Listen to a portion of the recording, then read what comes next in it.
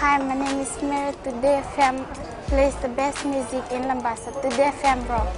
My name is Thomas. I'm here in Nakasi and I like to listen to Today FM because it rocks. And my name is Milenia. Today FM rocks here in Singatoka. My name is Enrique and Today FM rocks here in Tavua. My name is Mary Jane. I love listening to Today FM here in Ba. Today FM rocks. My name is Ilay Tiambal and I love listening to Today FM. Today FM rocks here in Osur. Today's hit music on Today FM. In the news tonight, over 30,000 households assisted under Homes Care Initiative. Dredging work begins at Rewa River. And LTA calls for taxi permit applications for Nandi and Lotoka zones. From the studios of FBC Suba, Amrita Sagar. More than 32,000 households in Singatoka, Ba and Lotoka have been assisted under the Homes Care Initiative so far. Permanent Secretary for Women, Children and Poverty Alleviation, Dr. Joe Koroivueta, has confirmed 1/3 of those that have been assisted are from Ba. Savara Tambor reports.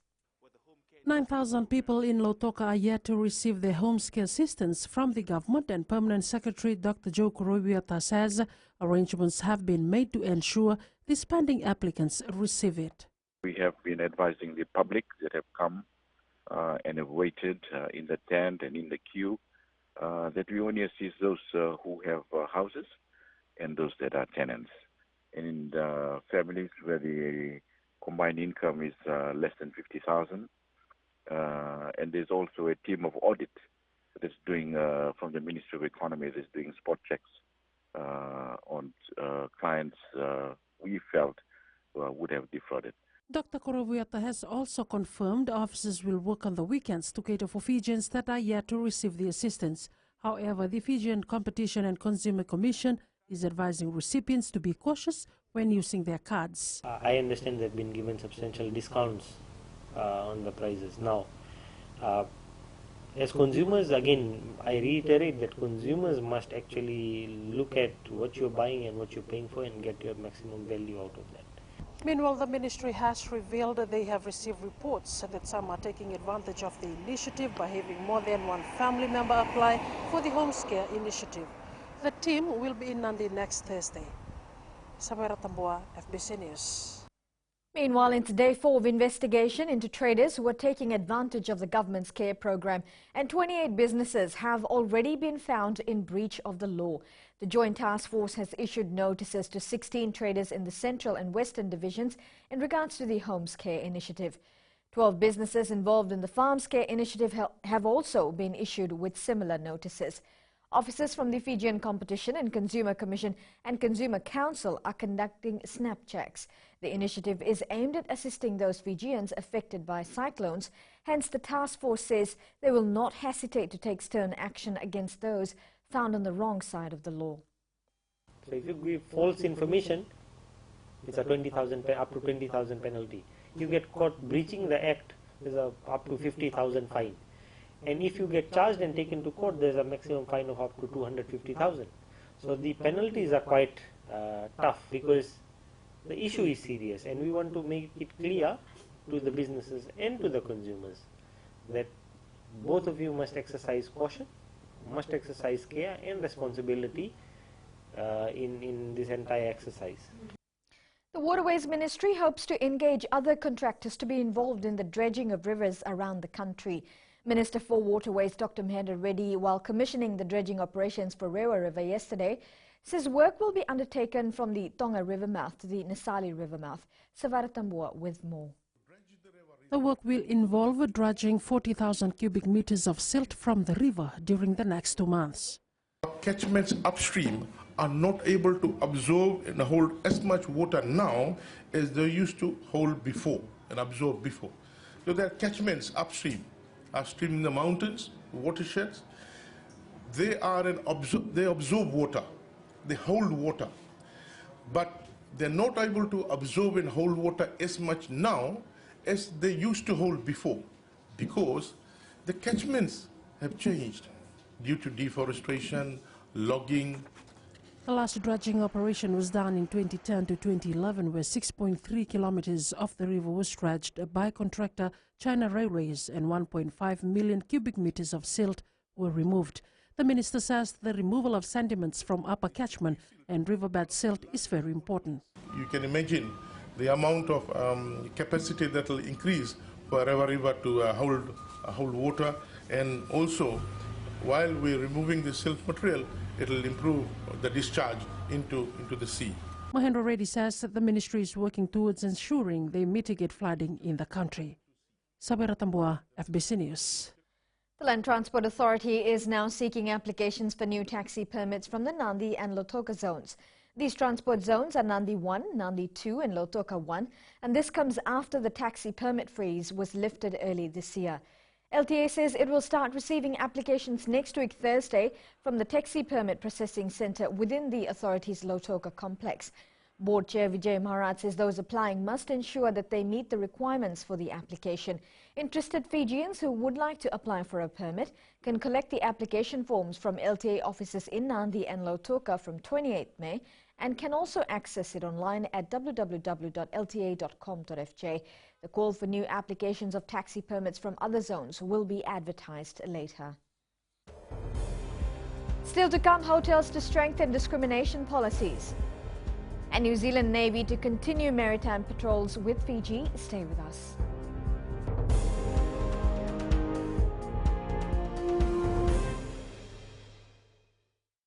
Bula, nevang go malakai leloma, ngongai nakas untuk makarong ng Bula FM, nambang dua na sere. Hoya ubasit sai sa Lambasa, ya untuk talita na warong ng Bula FM, nambang dua na sere. Buya do tumeli ako na tao no hinga toka, talita kina na warong ng Bula FM, nambang dua na sere.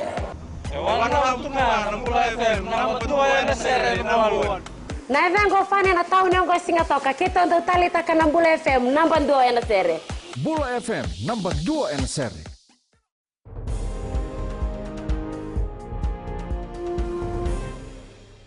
The Fiji Hotel and Tourism Association hopes to strengthen its policies on discrimination in an effort to ensure workers in the tourism industry are well looked after. President Dixon Sito highlighted all its members abide by the law and awareness trainings on discrimination required by labour regulations are being conducted. Kelly Vidala reports. Thousands of Fijians are employed in the tourism industry, with women making the most numbers, and it's important to protect them at all times to ensure they're safe. I know there's a push in recent times of discrimination and sexual harassment and policies like that, and that is becoming the norm in every part of the world. And for us, we support things like this where every employee, whether it's not only female but male as well, is not discriminated and is looked after. And we would support legislation, labour legislation in that respect. Many members of the Fiji Hotel and Tourism Association have played crucial roles looking after their workers. The law prescribes that you have to have it in your handbook and your employee regulations, and you have to have it up in your staff room. We also do training. It's specified in the law, and we do that.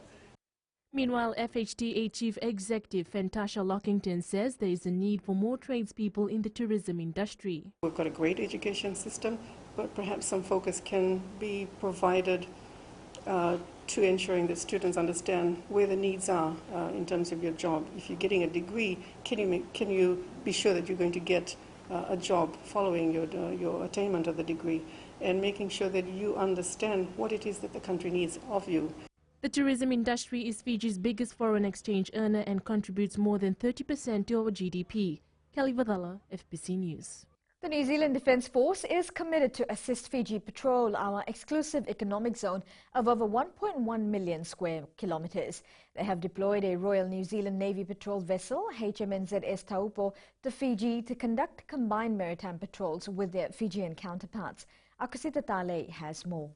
Sailing into the Suva harbour for the second consecutive year to build on the good work that was achieved by the HMNZS Hawaii last year. Supporting the Fiji authorities with policing the border, so fisheries, customs, agencies like that. Second one is really our own training, so just operating in this part of the world, and it's very different to New Zealand, of course, from both the climate perspective, but also with the reefs and things like that, so it's quite a challenging environment for us. And then I guess thirdly, working with the Fijian Navy to develop their capabilities, but also to learn off them. Major General Tim Gall says the combined maritime surveillance patrols with Fiji will also contribute to region-wide efforts to promote sustainable fishing. That's a big priority for New Zealand, and of course we have our own issues in New Zealand as well with our exclusive economic zone, and it's very large, and as it is in Fiji, and very hard to police, but very important to police because of course it's a very important resource for both countries.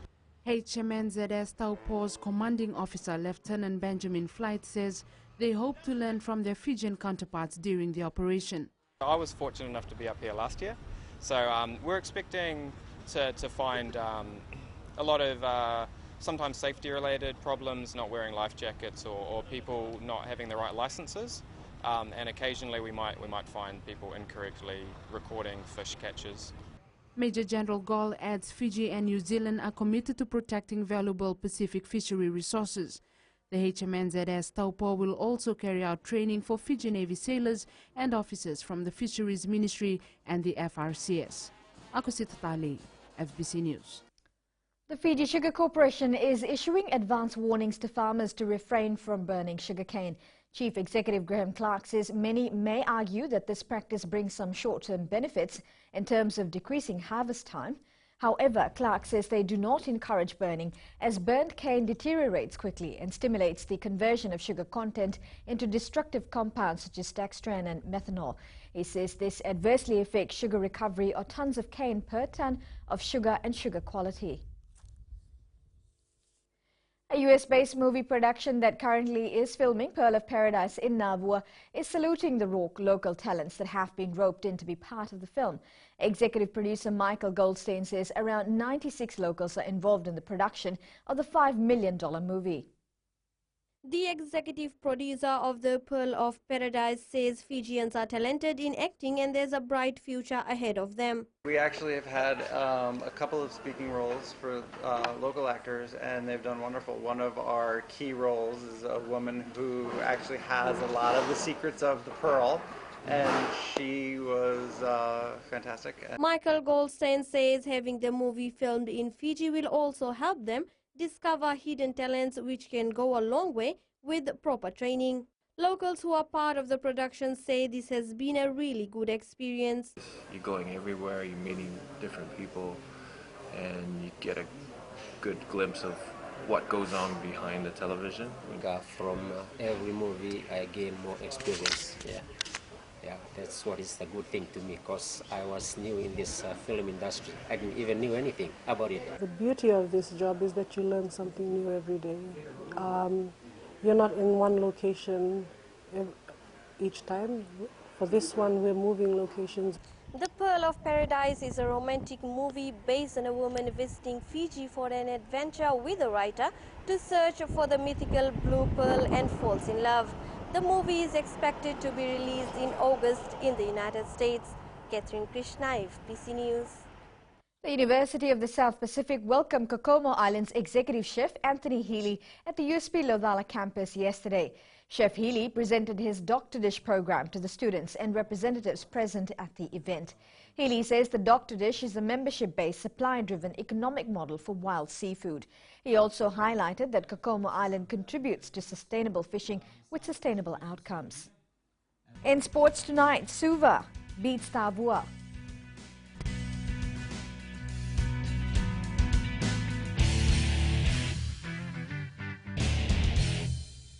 Lola, I am Eleanor. For the best classic hits, I only listen to Gold FM here in Singatoka. Gold FM, only the classic hits. My name is Seni Rawa. I love listening to Gold FM here in Nosuri. Gold FM, only the classic hits. My name is Dino. I'm from Outrigger, Coral Coast, Singatoka. I love listening to Gold FM, only the classic hits. My name is Salote. I love listening to Gold FM here in Nosuri. Gold FM, only the classic hits. Bula, my name is Marida. Gold FM plays the best classics here in Outrigger, Singatoka. Gold FM, only the classic hits.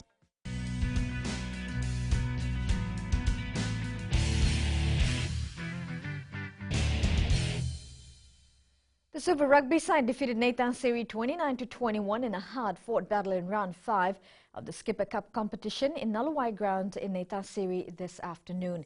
Suva led 17-7 at halftime, with Penny Matawalu scoring a double and the third try from captain Israel Lendua. Suva continued their momentum in the second spell with a try each from Setereki Raumba and Manueli Langai to seal their victory. The Suva football side secured their first win after defeating Tavua 1-0 in its second pool match of the Vodafone Fiji Fact underway at Nosuri's Ratudakambao Park. Tevita Waranivalu scored the capital city side's winning goal in the 43rd minute of play. Melita Vanga reports.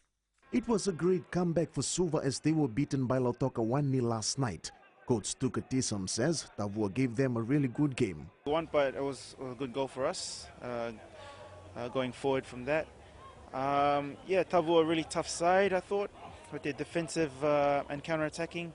So they really gave us a good show. Tisam says they are now focusing on keeping the winning momentum alive in their game tomorrow. I just told the guys it's life or death. You could be out right now, or you could survive for the next game, which is tomorrow.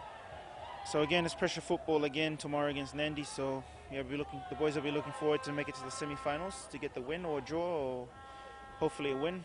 Tavua coach Saroj Kumar says they will have to work on their finishing phase. As we know that Suva is a very good team. I believe we have to go back to our drawing board again and let's look at it. We need to have support up front. Right in the finishing phase, they tried to do a lot of individual whereby they could have played quickly and then we could have capitalized on it. That's what I'm going to explain to them so that we don't make those mistakes again. Tomorrow, Lautoka will take on Tavua at 11 a.m., Bao will meet Reketi at 1 p.m., Nandi will battle Suva at 3 p.m., while Rewa will meet Lambasa at 5 p.m. Melita Vanga, FBC Sports. It was a tough clash as the Draketi football side held Rewa 0-0 in their second match of the Vodafone Fiji Fact, currently underway at Nosuri's Ratudakambao Park. The defence from both sides was strong as they remained scoreless throughout the game, while in other games Nandi was tied at 0-0 against Lautoka. Fiji-born Marika Koroimbete scored a hat-trick as the Rebels claimed the 40-13 bonus point win over the Sunwolves in round 12 of the Super Rugby match in Melbourne, Australia last night. The bonus point victory means the Rebels are just 1 point behind the Waratahs, 31-30 in the points table. Meanwhile, the Crusaders gave the Hurricanes a lesson to end the visitors' 10-match winning streak, 24-13, to record victory on a slippery ground and in steady rain in Christchurch. Fijian-born winger Nemani Nandolo scored for Montpellier to help his side thrash Lyon 40-14 in their French top 14 semi-final this morning. Nandolo got the first try as the visitors dominated to go in 23-9 at the break.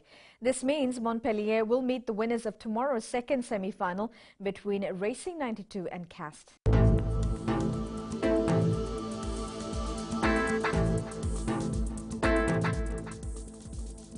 Some showers were experienced over Kadavu, Lau and the Lomaiviti group, including the eastern parts and interior of the larger islands today. But fine weather apart from isolated afternoon showers prevailed elsewhere.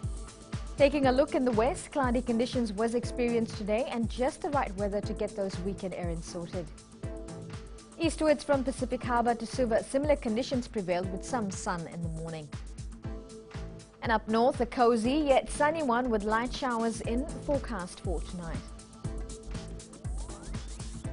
At sea, southeast to northeast winds 20 to 30 knots, rough to very rough seas. For the tides, low tide at 10:32 p.m. with high tide at 3:51 a.m. Now for tomorrow, it will be a cloudy Sunday throughout the country, so don't forget to pack your umbrellas if you have plans for outdoor activities. Tomorrow's temperatures, Suva and Ba will be cool at their 20s. And looking further on to Monday, you can expect some showers. And recapping our main stories, over 30,000 households assisted under the Homes Care Initiative. Dredging work begins at Rewa River. An LTA calls for taxi permit applications for Nandi and the Lautoka zones. For these stories and others, you can tune in daily to our sister radio station, Gold FM. To our poll question segment, this week we're asking, do you think sex education should not be treated as a taboo subject? Visit our FBC website to answer. You can always send us newsworthy pictures and videos on email fbcnews@fbc.com.fj or share it with us via our Facebook page FBC News, or you can also follow and tweet us your news tips at FBC News or simply hashtag FBC News. And that was your FBC News for tonight. Until next time, good night.